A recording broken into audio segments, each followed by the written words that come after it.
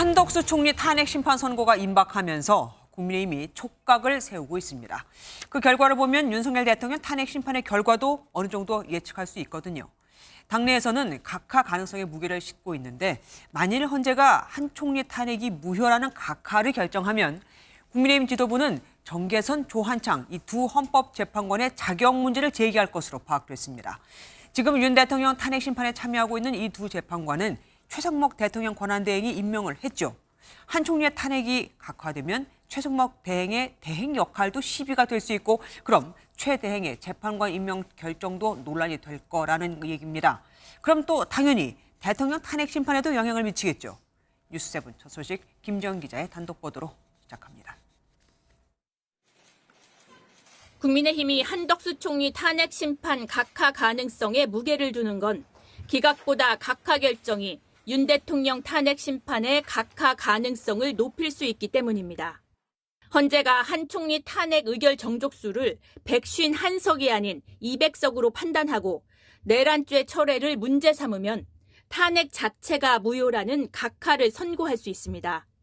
특히 내란죄 철회는 대통령 탄핵 심판을 각하해야 한다는 주장과 연결되는 지점입니다.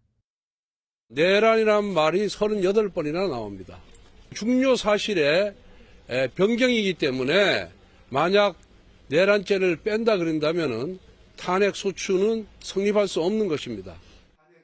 실제 헌재가 각하를 결정하면 지도부는 최상목 대통령 권한대행이 임명한 정계선, 조한창 헌법재판관 자격에 대한 문제 제기를 할 것으로 파악됐습니다.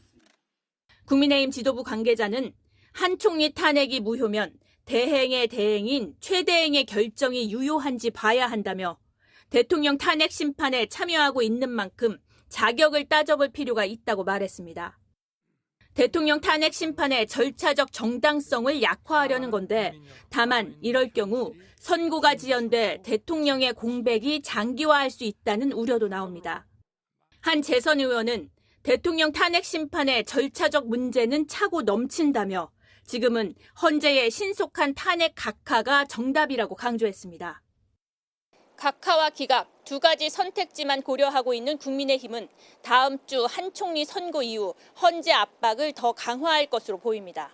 MBN 뉴스 김지영입니다.